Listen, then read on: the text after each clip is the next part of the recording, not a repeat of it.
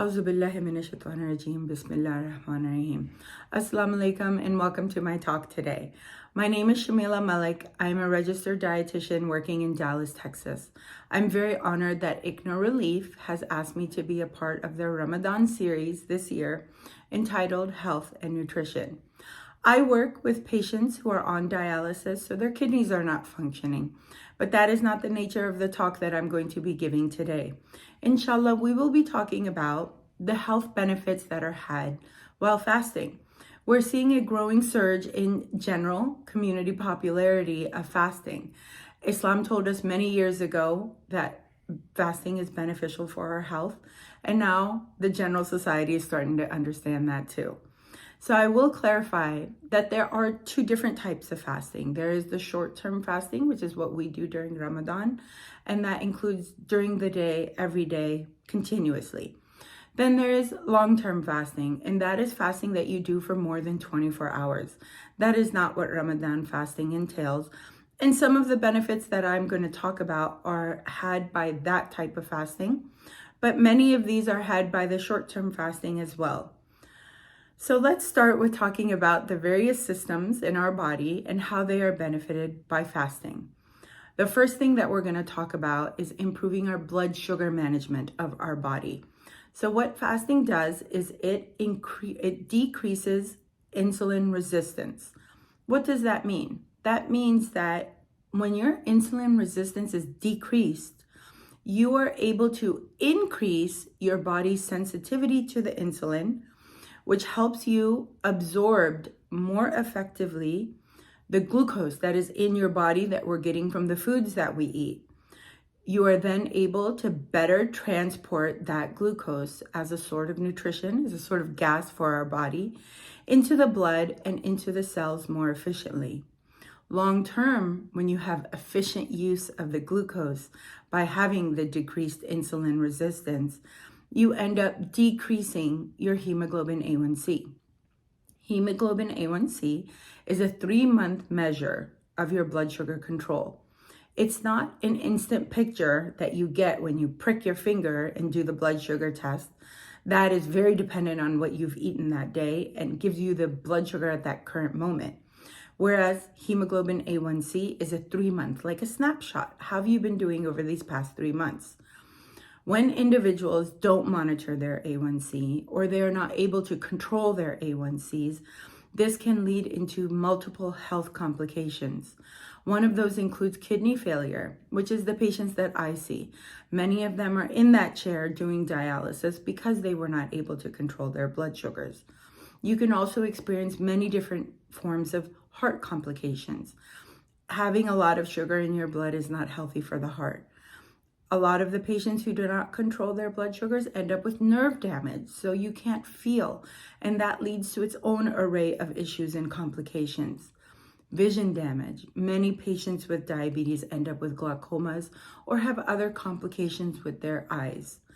And these are just a few of what happens when your blood sugar isn't under control. So as you can see, when you fast, you decrease the insulin resistance, you get better utilization of the glucose that is in our blood. Second thing, inflammation. So fasting helps decrease chronic inflammation. There are two different types of inflammation, acute and chronic. We're not talking about acute inflammation. We're talking about people who have health conditions that kind of make their body be in a state of stress or inflammation all the time. The way that fasting helps reduce this inflammation is by decreasing levels of your C-reactive protein, which is a marker that in healthcare is utilized to gauge how much inflammation is in the body. Too much inflammation, again, takes you towards disease processes rather than protecting you from them. The heart does get a lot of benefit from when you fast. So heart disease, as many of us know, is the leading cause of death globally. It stands at over 31% of global deaths. That's a lot. It's almost 1/3 of the reason people die. How does fasting help to protect the heart? It, number one, decreases your blood pressure. When you have less blood pressure, you're healthier, your heart is under less stress, organs are getting not damaged, which is our goal. We want to keep them not damaged. Then it also helps decrease levels of lipids. So there are various types of lipids in our body, and those are fats. Some of them are good fats, some of them are bad fats. The fats that we are interested in seeing go down are the bad ones, and ones that are reduced by fasting include triglycerides, total cholesterol, and LDL-C, which is the bad cholesterol. You may have heard HDL-C.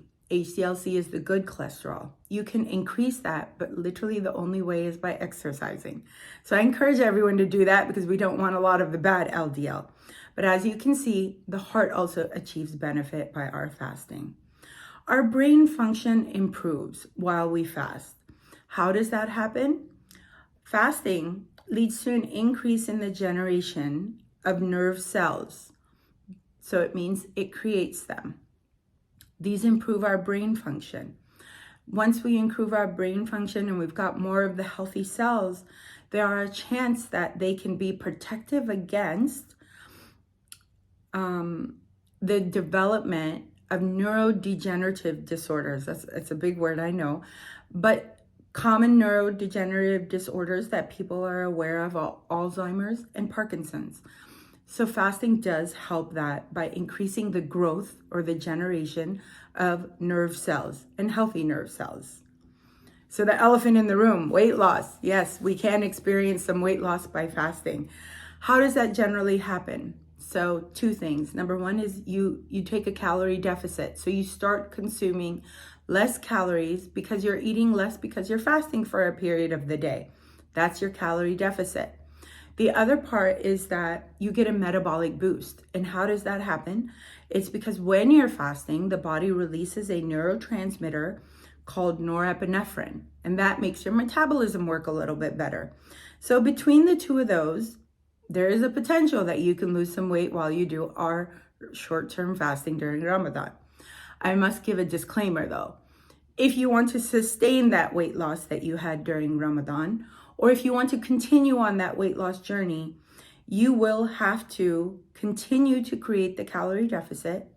And the best way is by choosing healthier food options. Many of us love to break down on the samosas and the pakoras and the fried patties, everything that's not good for us right as soon as we break our fast. High fat, high salt, low energy, and they don't last very long.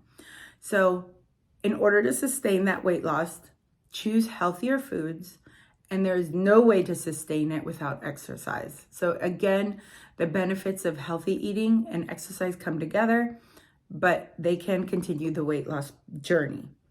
Human growth hormone is a hormone. It's a protein-based hormone in our body. It's needed to promote many various portions of health. Different aspects of our body need it for different reasons. Long-term fasting is generally where you see the benefit of human growth hormone being released.